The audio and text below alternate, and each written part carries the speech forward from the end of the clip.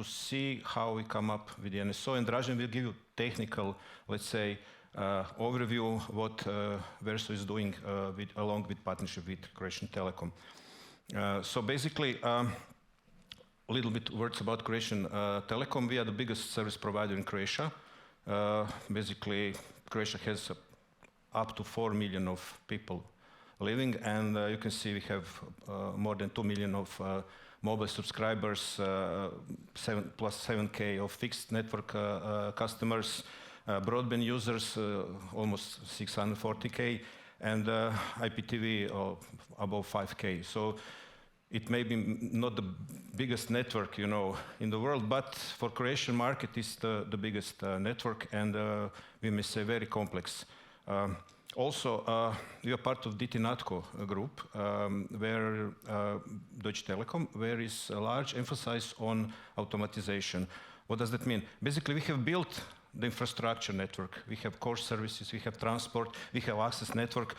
Just from the infrastructure point of view, this is very complex, and we have one unique single backhaul network for everything. So we are not having separate network for mobile networks, separate network for business customers, for fixed residential customers, you know, for IT services. This is one network over one IP transport infrastructure. Core is somewhere up, cloud is somewhere up, IP core access metro transport is somewhere in the middle, and the access customer CPE, business CPE, residential is somewhere down below, let's say. So we are currently having, let's say, multiple silos of people, departments, which are dealing only with, let's say, core services department. We are having IP transport people who are, let's say, provisioning some part in the middle. We have business customers, CPE departments with the sales, you know, everything. So what occurred in the last few years is that we cannot go further without one very good off-the-shelf tool, we call it off-the-shelf, which could cover end-to-end processes, especially operational provisioning tasks, which basically you need a lot of people. If you're doing everything manually, you have to have fast time on the market for the new service. You have to perform big mass changes in the network, you know, in every part, access, CP, core transport, even core services, which is quite, I think, new for NSO. You know, we are still investigating what could be done.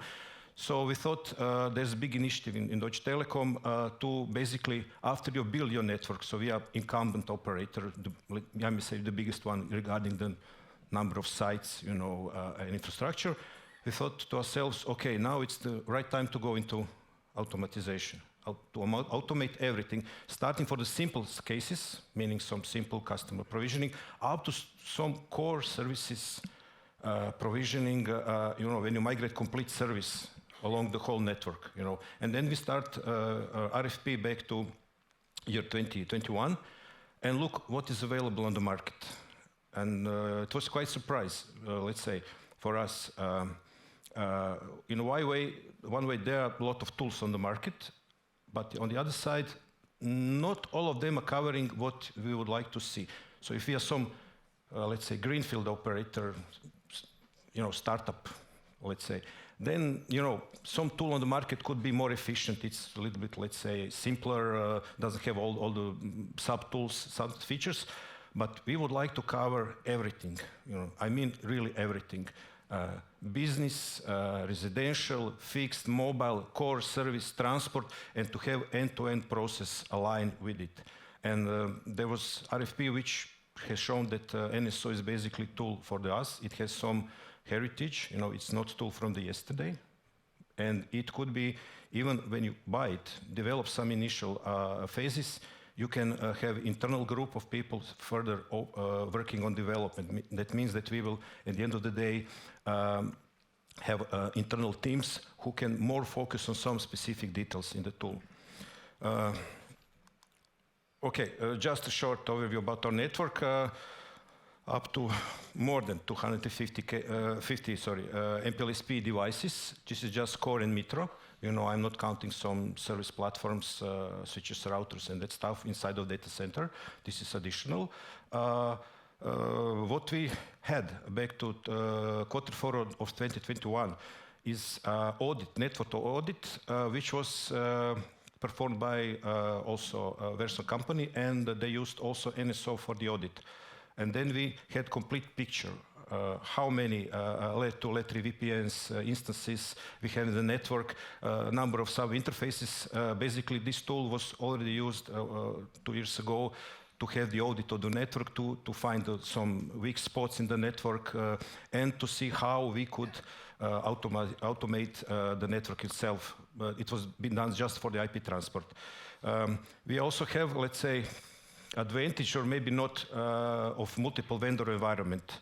This is good when you talk about, you know, finance, maintenance, but in the same time, if you have a lot of vendors, you have to end-to-end service integrity, you know, checks when you are provisioning something. And now you can summon up also multiple silos inside of the company just for one work order, you know. Then you get reasons why you should choose some big tool, proven tool, who could be even more customized to your needs.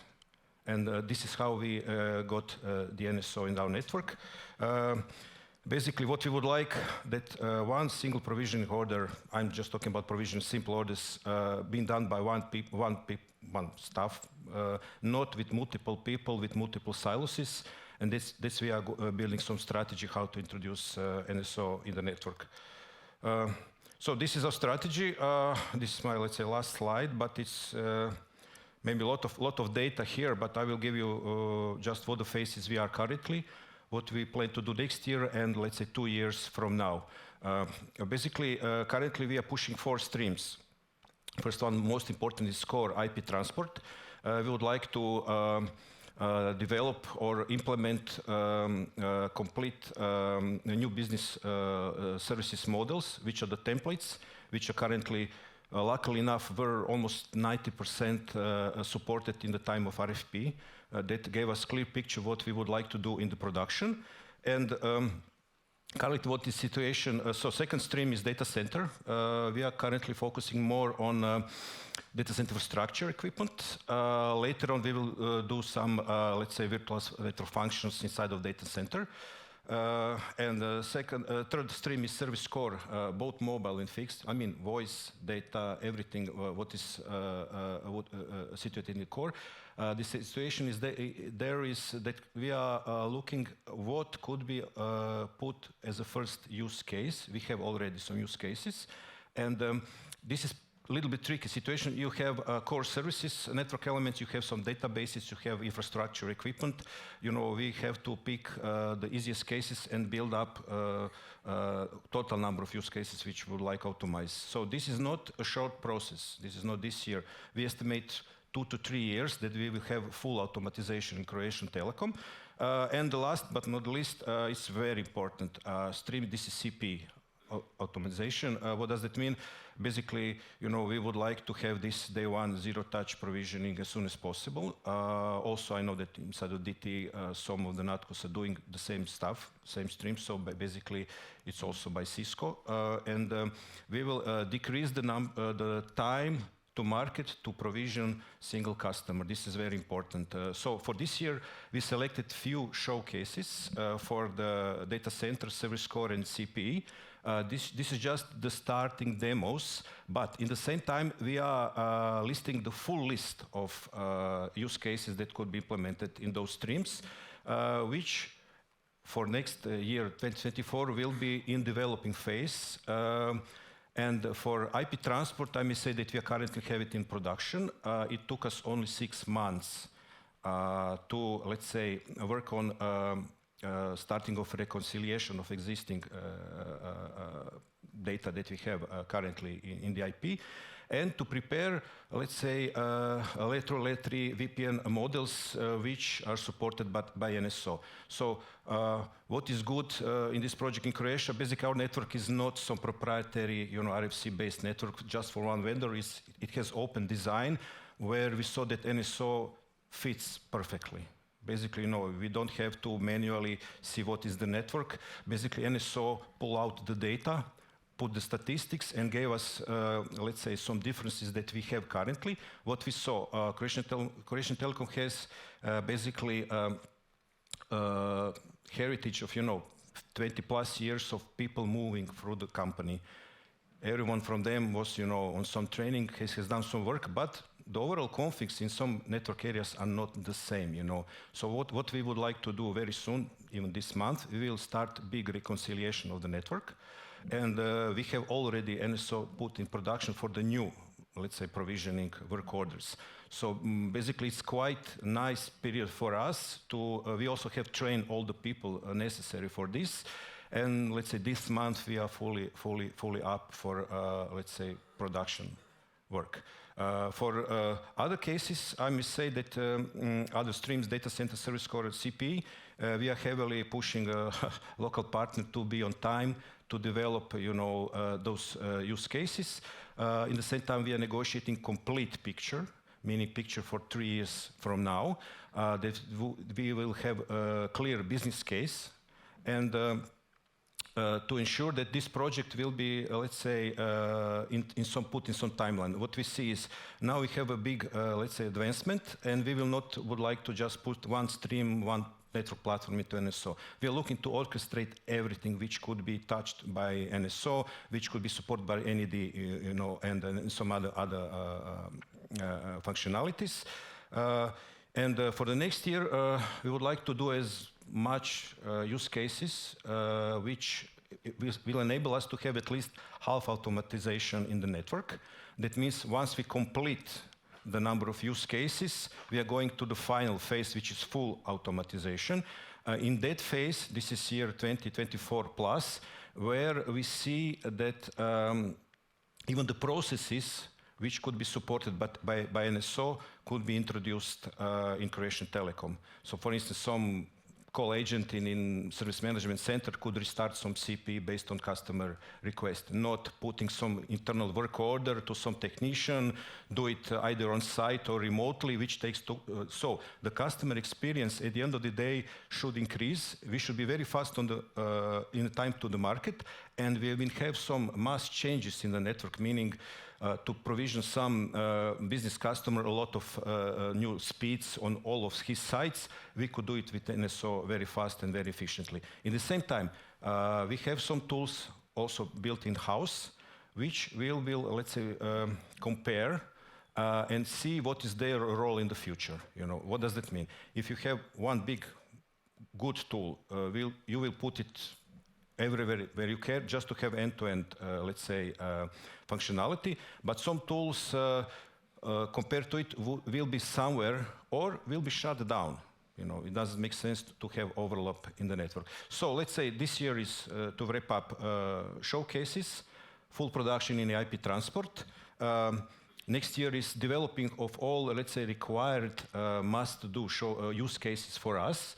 And year 2024 plus is, let's say, full automatization, everything which could be done, also plus processes along. So we expect that 2 or 3 years from now, we will have a much better network, less man errors, better operation excellence, better customer experience, better time to market, all thanks to NSO tool. So this is everything for the, let's say, from my side. Dražen, thank you. Yeah.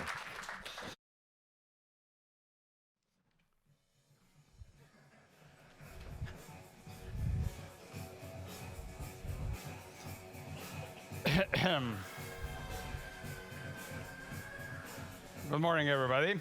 Can you hear me? Oh, great. I don't know what happened here. This was supposed to be Dancing Queen, but there was some mix-up. If you don't know what this song was, so ask your grandpa. He'll know that. Let's hear it for our beautiful DJ here.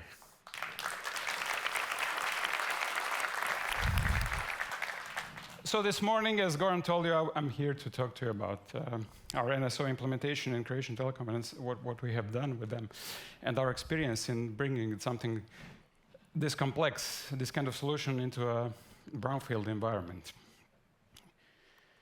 Well, let me introduce ourselves first. My name is Dražen Kamenec. I'm a Chief Technology Advisor in Verso Ultima. I've been working with the company from the beginning. It's 20 years now. And I would like to think that I'm proficient in networking technology, MPLS, stuff like that. I got 4 CCIEs, but that's not important. All of them are irrelevant now, so I'm moving into the orchestration and DevOps phase so that I can keep my job. We are located in Croatia, but we have offices all around the world, and we are very service provider oriented. Also do stuff with IoT, SAP, billing, stuff like that. I'm the part of the company that works with the networking, and now we are fully transitioning into the orchestration stream. So let's start with the problem. I'm sure you're all familiar with this, and you have seen it somewhere. This is a typical network. Typically what happens in the existing network, you have a lot of history, and a lot of things have happened in the network, and the consequences are that their configs are dirty. There have been many people going through the company. These are complex things. These are MPLS stuff, VPLSs, MPLS VPNs. Everybody has left their mark, and some of it's not good. And then when you're reading the configs, you can see, you can identify the style of each person that was configuring something. And for the operator, having a lot of MPLS-P devices, once you install it and once you configure it, it's very, very hard to move it. Meaning, if you want to replace an MPLS-P device, even upgrading software takes a lot of tests and actions and the rollbacks and planning and stuff like that. So it's difficult, especially replacing hardware. Service upgrades, also difficult. So Croatian Telecom, for instance, in our case, they are still basing their layer 2 VPN services on VPLS. Now, they should be moving to eVPN because of all of the things that are happening in VPN, one of them being that VPLS is dead now for 10 years, but it's very hard to move 4,000 plus services from VPLS to eVPN and make sure that everything is done in a proper way. Also, with the standardization, starting from the description, starting from using IP addresses, starting from VLANs and routing targets and route distinguishers, and all of these things that are part of the service definition, I call it interpretive dance. So everybody has their own version of standard that they are configuring in the network. That's just a fact of life. Some things because of history, some things because of just operational problems and stuff like that. So it's not easy to settle all of the services. Meaning, if you ask the customer to give you a list of all of the services they have in the network and all of the customers and everything and match it perfectly, it's a problem to get the final result. And finally, documentation. Since the network is a live organism, it's always incomplete. It's always in being done phase. So what we want to do, fix all of this. Now the outcomes of these problems are slow service activation, slow time to service, slow time to repair. In slow time to repair, the biggest problem is that you need expert people to do that. So when I say usual suspects with a twist, the twist is the multi-vendor network. So they have Huawei, Juniper, and Cisco. Now you have some people that are very proficient with Cisco, some people that are very proficient with Huawei, some people that are very proficient with Juniper, but there's nobody that's fully proficient with all three of them. So if you have a problem in the network, even if you have a problem in the network core, you will need 2 or 3 people to troubleshoot, because one of them is going to look at Juniper stuff, the other one is going to look at the Cisco stuff, and the third guy is going to look at Huawei stuff, and then finally after stopping blaming each other for the problem, they'll find where the problem is. And it complicates things a lot. It takes a lot of effort to provision everything. Everything is structured in silos. work orders are flying around, somebody has to configure something in the core, the other people have to wait for this task to complete so they can do their own task. So it's complicated. Giving complicated services, meaning you have to have a complicated network. Now, all of this caused Croatian Telecom to call us and do the network audit.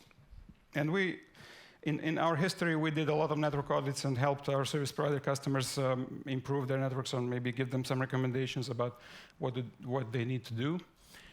So we would basically take a look at topology, hardware, traffic, protocols, everything, and then give some recommendations. And the problem with these recommendations is that you create a document and you make a presentation, or maybe a technical level presentation and a high level presentation, and tell them what they need to do to bring the system in compliance with some kind of standard or some desired state. And the question is how? Now, this is a very good question. And the answer is, well, your people have to give up their private lives and then start working 16 hours a day for the next 2 years to fix everything according to our recommendations. This is clearly unacceptable. So what we did with this project, we told them how. We put all of the configurations from all of the devices into the NSO, into the pre-developed services that we created, and transformed their configurations, their services into the NSO orchestrated services, and then told them, this is the way how you're going to do it. This is the way how you're going to standardize the configs. This is the way how you're going to move from VPLS to EVPN. This is the way how you're going to harmonize everything across different platforms, and also troubleshoot and operate and do things like that, control all of your configurations. And this was kind of a new step for us to show them this, and this was a great success, I would say. When they saw their configurations transformed into services, end-to-end services, matching everything up between different platforms, finding all of the VPNs, who is part of which service, blah, blah, blah, this was a game changer for them. They said, oh, we need this solution. You have shown us the way how to do what we wanted to do for such a long time. Now, we based this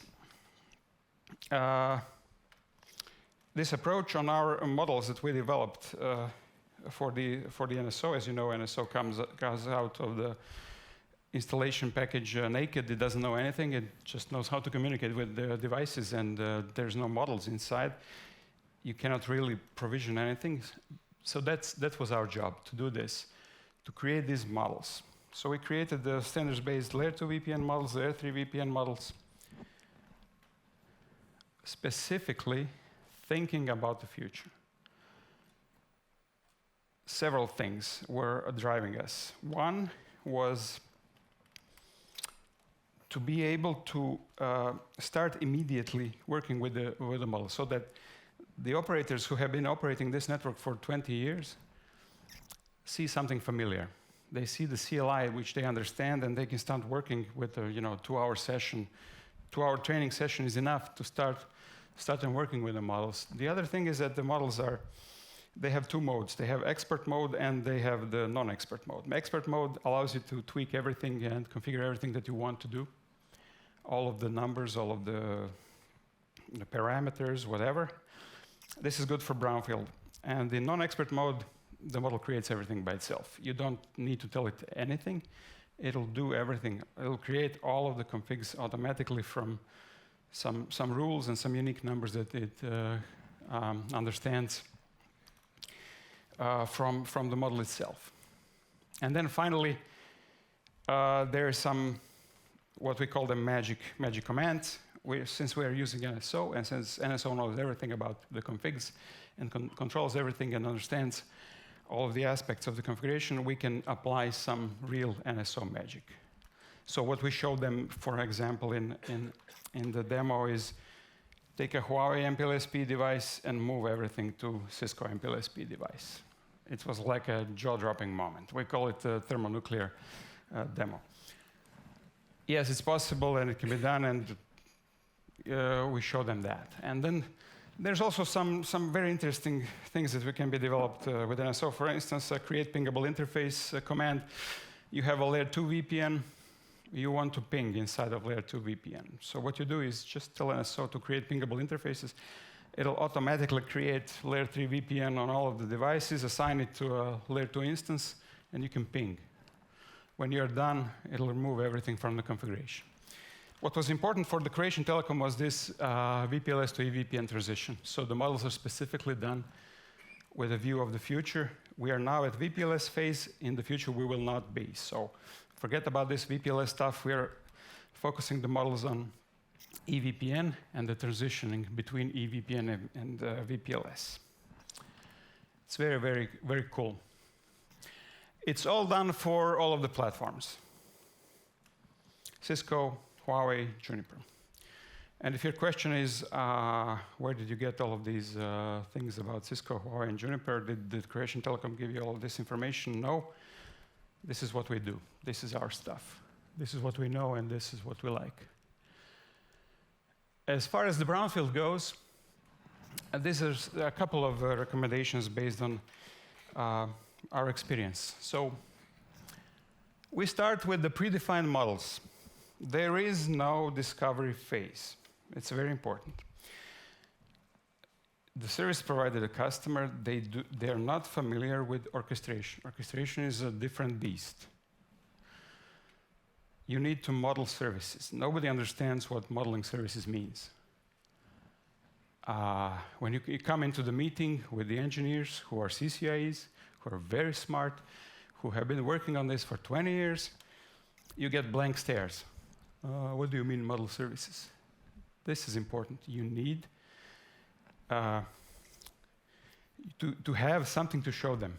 Seeing is believing.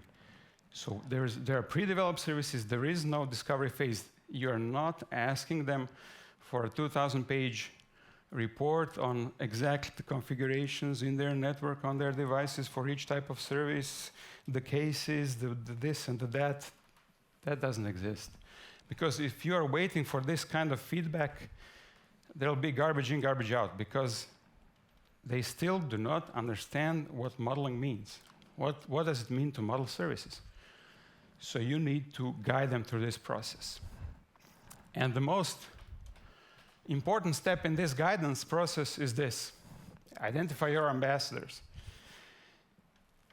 There are people in the company that have been developing their own tools, working, trying to automate. Maybe these were some simple scripts, maybe some Ansible. Maybe they even developed some Visual Basic, applications to assign IP addresses or VLANs or route targets or this and that. So you need to identify those people during this phase and make them the orchestration ambassadors. They will help you a lot. They'll be the first ones to understand what's going on. They'll be the first ones to understand modeling, and then they will start thinking in this modeling way, and they will make suggestions. They will suggest to you, okay, you have this predefined model. This is maybe not the way we are doing things here.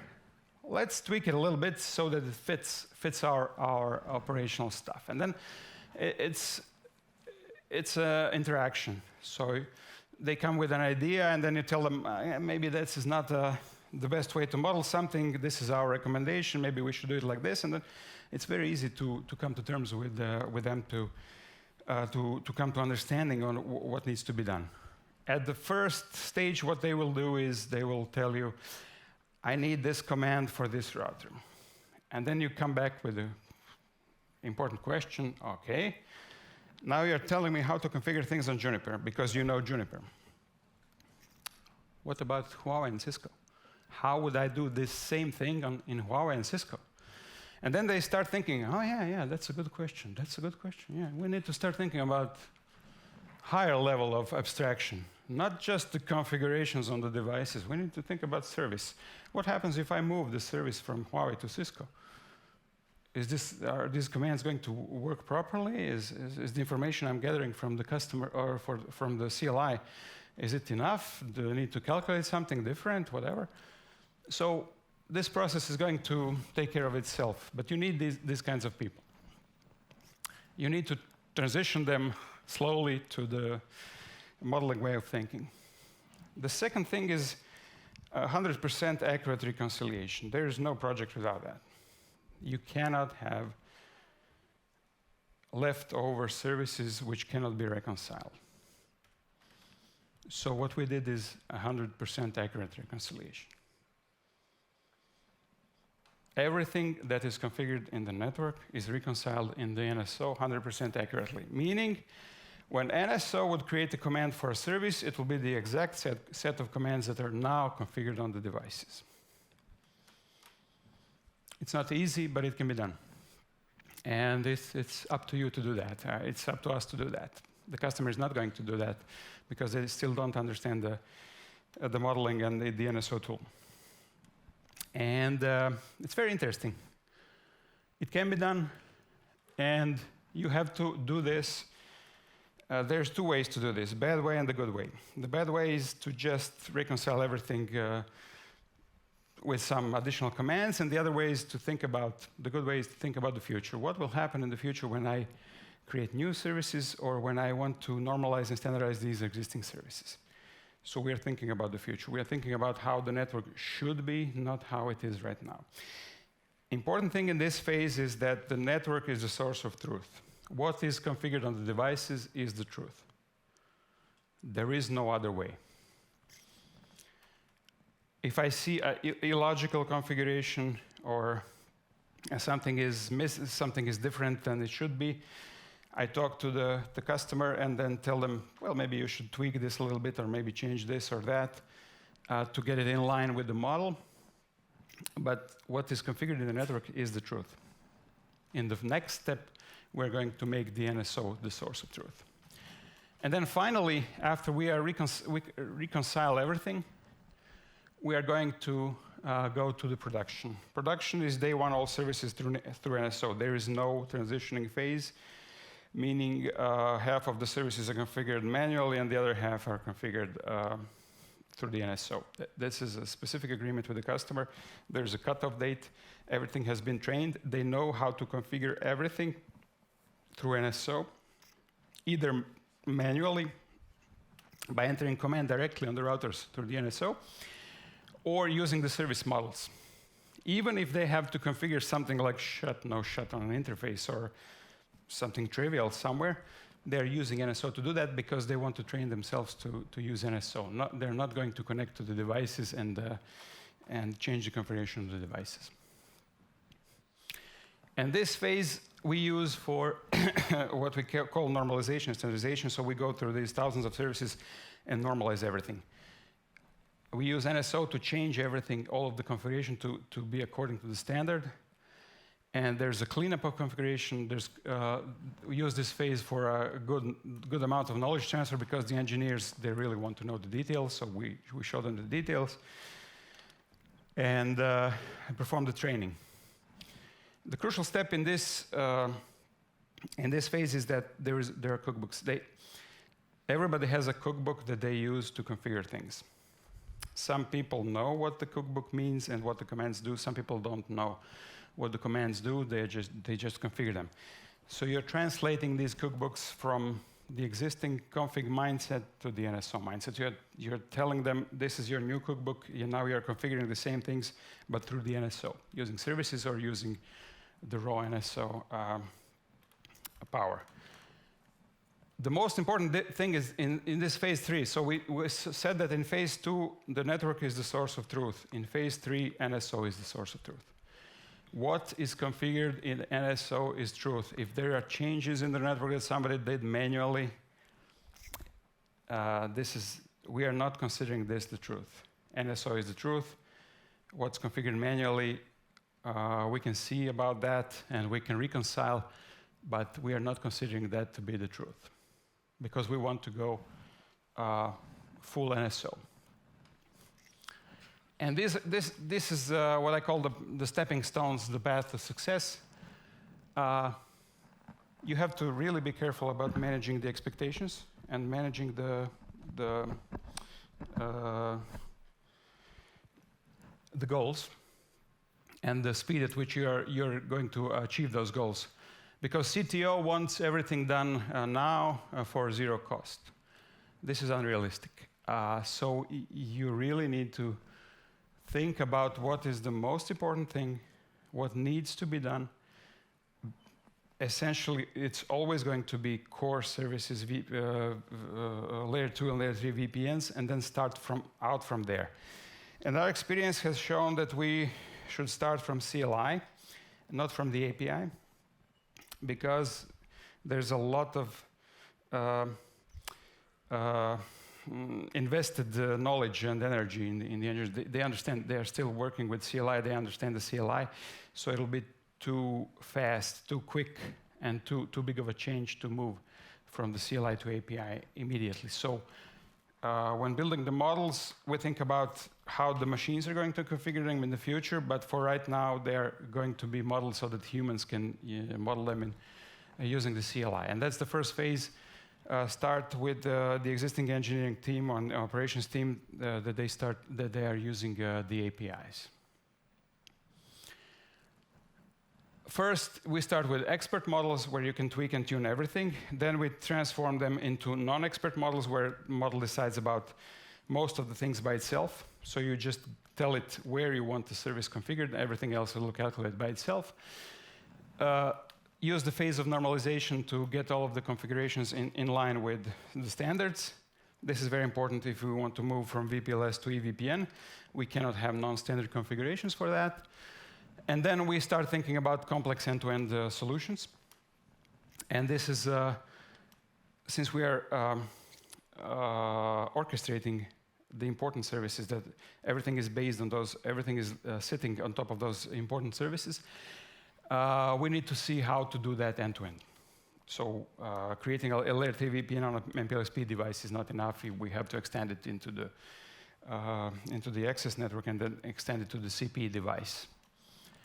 And in this phase, we are using non-expert models because these, when you move from the core out, you will have less and less knowledgeable people configuring the services, so you do not burden them with the unnecessary information that they need to know to configure the service. And then you do the integration step. So the first and obvious and logical step is to integrate IP address management. This can be done nicely.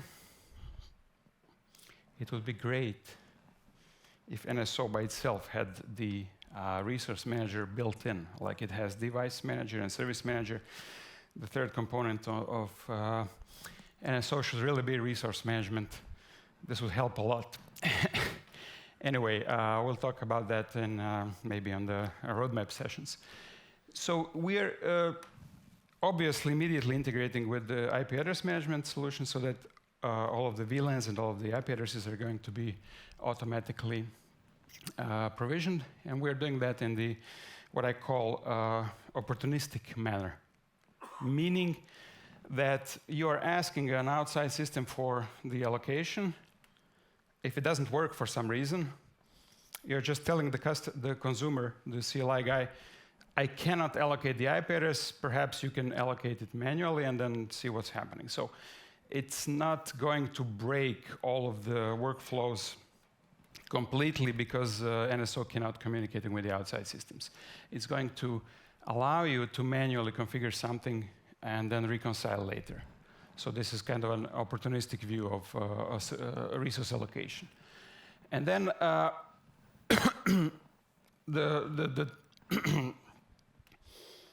higher phase would be going into the APIs, meaning that somebody in the service, in the customer relationship operation can do a very complex troubleshooting and very complex service reparation steps. Right now what happens is that somebody has to call somebody, and then they have to decide where the problem is. And then there's the blame game. Problem is not here, problem is not there. Is it in the access network? Is it in the CPI device? Is it in the core network? So there's a team of 3 people logging in on all of the devices and trying to see where the problem is, whether the customer reported, and then they find out that it was on the customer equipment, but yeah, that's what happens. So this needs to be done as easily as possible.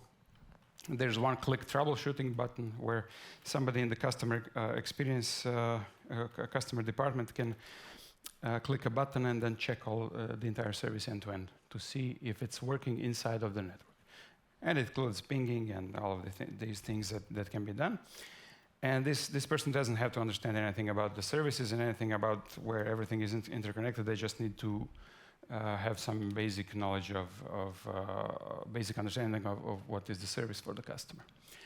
And the goal is full automation, as Goran told you, on the 2024 and plus, and integrated workflows, meaning that right now what happens is that there is a workflow management system that creates a work order, and then this work order gets distributed to people, and then they do all of their things and reporting, and then it goes back and blah blah blah. This should all be automated. One thing that I want to maybe emphasize here at this step is that we're not going to do that through NSO. NSO is not the tool to integrate with Workflow Manager. It can be done, but you don't want to burden NSO with something like that. So there's going to be a layer between NSO and the upper layer systems, billings and chargings and everything like that, that's going to take care of all of these things. NSO should be doing the things that NSO is made for doing, and it's a great tool for creating and doing. About the timeline, everybody asks how much time it takes. So we started this phase 1 audit when we showed them the orchestration, maybe last year at the beginning, somewhere in the spring of last year, and then there was a long RFPing process, and then we started at the end of the last year with the production or pre-production, and right now we are in production. So it took us 1 month to do the assessment based on the models that we created.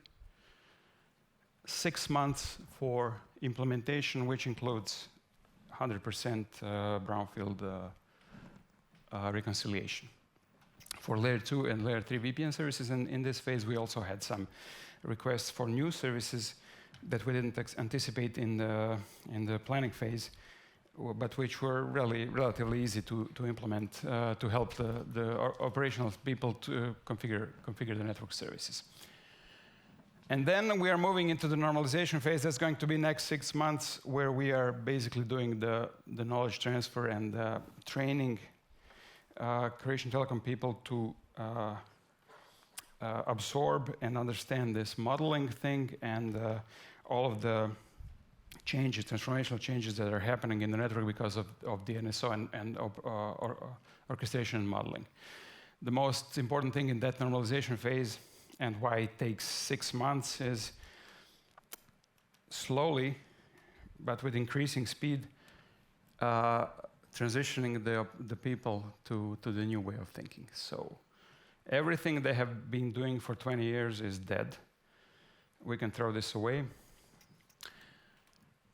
And we need to go to orchestration and automation way of thinking. It takes time. If you ask me, there's surprisingly little resistance. I have never seen a project in a service provider where you go into a room full of experienced engineers which are not asking provocative questions, meaning trying to prove that they're smarter than you. Normally what happens is you get into a room, go pitch a new solution, and they start asking you a question. Did you think about this? Did you think about that? And then you start sweating. Oh, maybe we didn't think about specifics. Maybe we need to come back to you with some new ideas.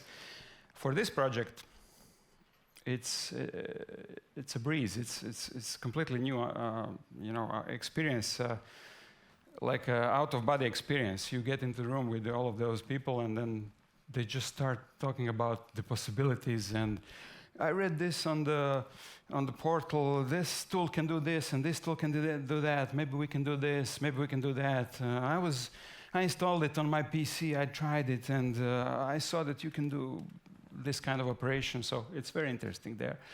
The people are very, very susceptible to this new way of thinking, because the problems that they have right now are really big, and they see this as a very, very nice way of solving things. And there's one more upside to this orchestration transformation, and I'm going to talk about it on maybe the last slide, and you will see what it is.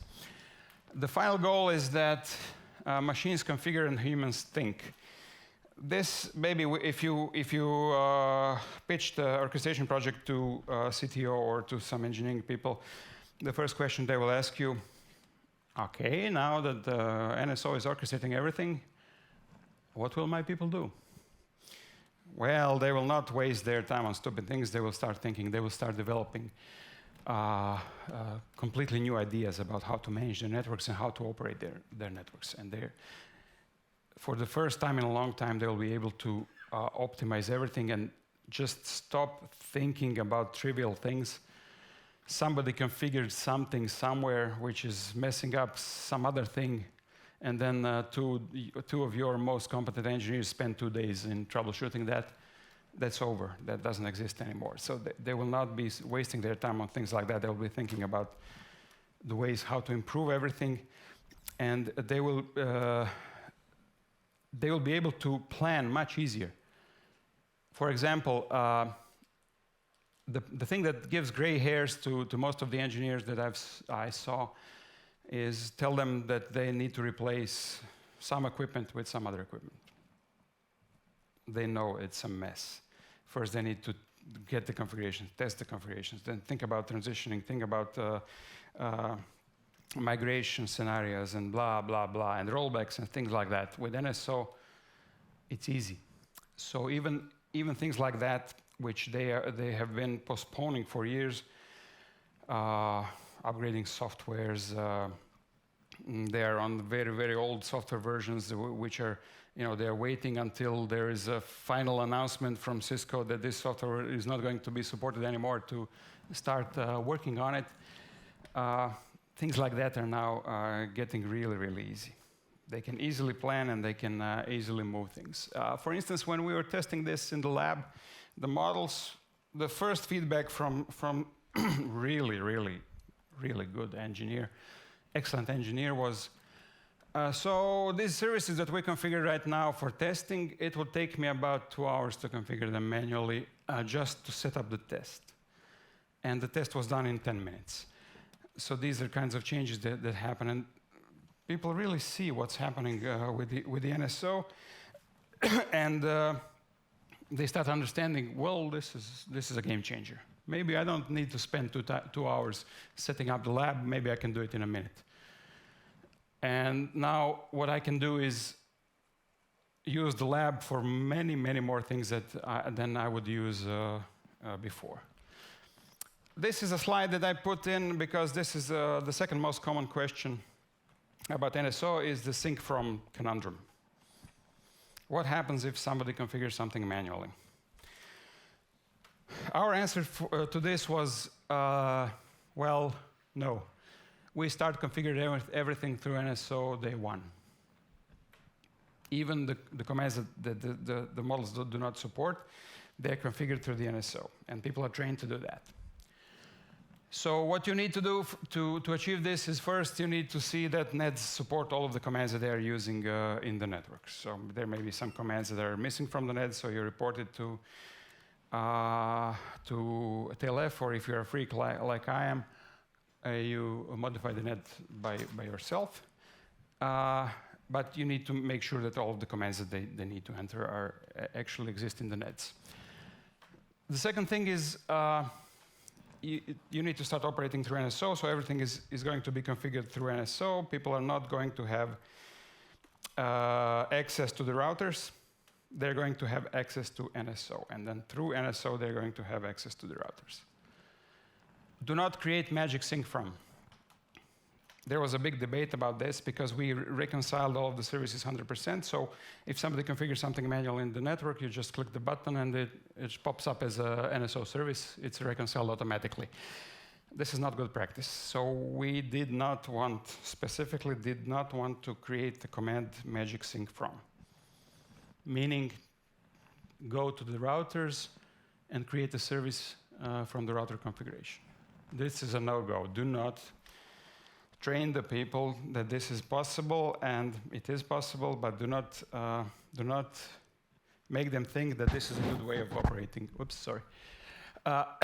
So magic sync from is a no-go. You use it in emergency situations where you really need to do that kind of reconciliation, but do not familiarize the operation stuff with this capability. Number 4, NSO is the source of truth. If something is configured in the network and something is configured in NSO, we consider what is configured in NSO to be the truth. That's the final thing. And then for the operations, you need to implement useful tests. Things like birth certificates for the services, when there's some checks before you create a service and checks after you create a service, and maybe store this information somewhere. And then there's some very useful service test commands that you can do that allow you to test the service, to show you all of the command outputs from all of the devices that are involved in the service. And so knows all of this information, so it can easily create all of these service tests. It's one of the demos that you can show that really impresses people. Because again, Cisco, Juniper, Huawei. If you need to get MAC addresses from Cisco, Juniper, and Huawei in some VPLS instance, somebody maybe knows how to do that from Cisco, somebody knows how to do it from Juniper, somebody knows how to do it from Huawei. But there's not too many people that are competent in all of the devices. Maybe they have some cookbooks, but again, they will need to understand exactly where the service is connected, what are the numbers and the names and the IDs and all of these things, which takes time. From NSO standpoint, it's a one-click operation. You just tell it, test my service. It'll show you all of the outputs. You can normalize the outputs. You can show them in the same format that you had for all of the devices. So if Cisco and Juniper and Huawei are giving you output in a different format, you can normalize that and put everything in the same format. And then you finally add operational knobs to models. This is for the expert engineering stuff. So if they wish, they can change some things.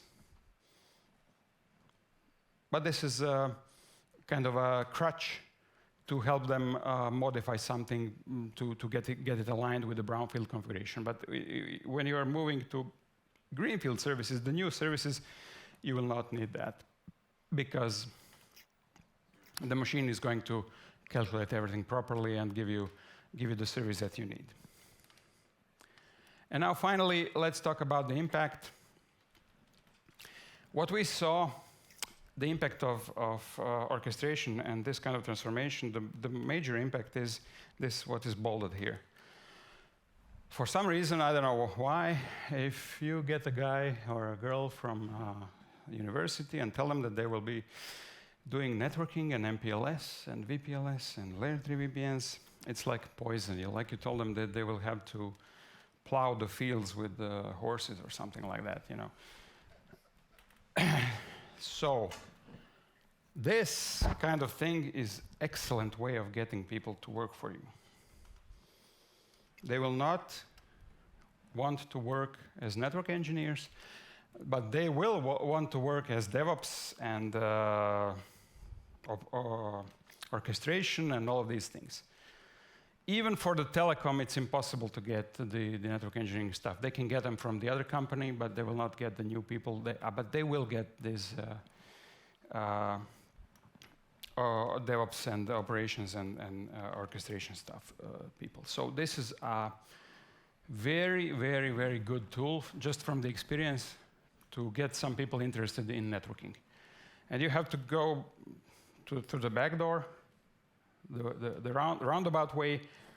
You employ them as DevOps engineers and then just send them to a little training about Cisco stuff. Maybe you know something about networking, what is a VLAN, what is a VRP, what's an IP address. And then you get them more and more competent in networking. But their core job is going to be this DevOps stuff. Of course, you need some knowledge in networking because of the modeling. Modeling is key here. somebody who's creating the models needs to understand what's happening in the network. Now, the impact on what we saw in the operations is transformative. It's not just we have optimized operations. Everything changes. It's transformation, full transformation. You're transforming people, you're transforming operations, you're transforming how CTO sees things. This is really a game changer. I like to compare it to when I started working, everything was TDM. There's no TDM now.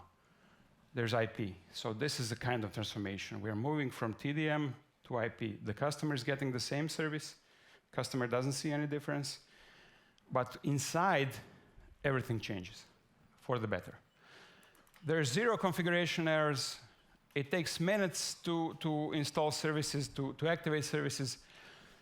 Absolute accuracy of service provisioning, easy hardware upgrades, easy soft service upgrades. We can finally, after 5 years of indecision and putting things off, finally move from VPLS to EVPN without,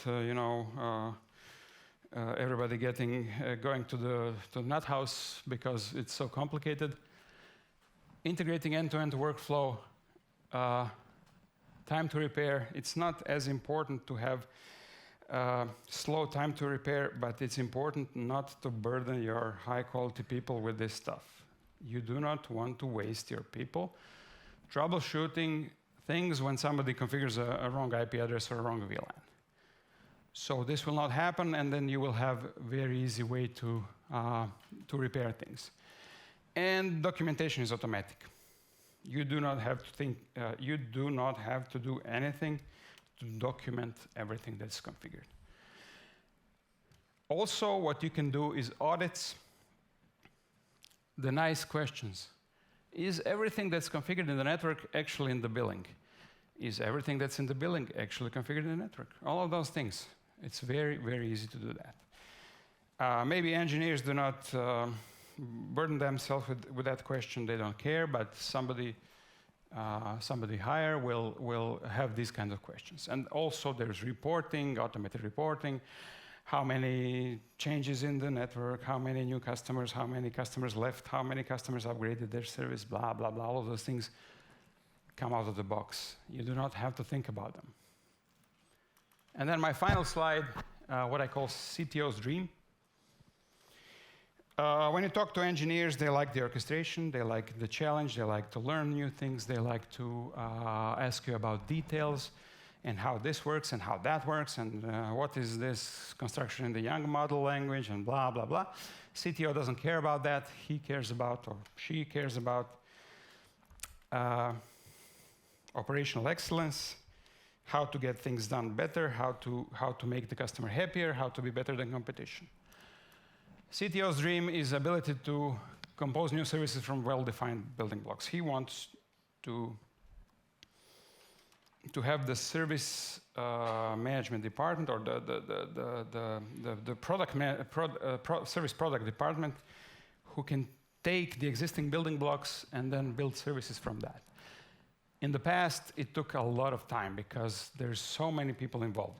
There are CPE guys, there are access guys, there are core guys, there's service architecture, there's billing and this and that, and the data center. Once you have abstracted everything, once you have this software-like view of your network, where everything is in NSO, NSO knows everything, and the NSO sees the representation of the devices, virtual representation of the devices, you can start building everything on top of that. And then you can finally come back to the CTO and say, you can have your dream.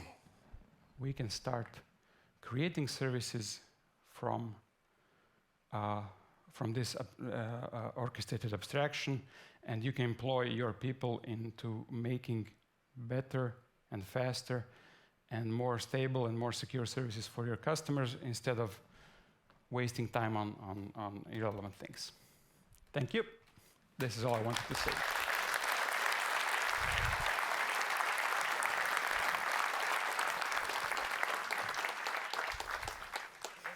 Quite that easy quickly. We have a question on Slido. We're going to throw it up on the screen. Okay. So basically, so the question was, what are the biggest lessons you've learned around using NSO throughout this entire journey?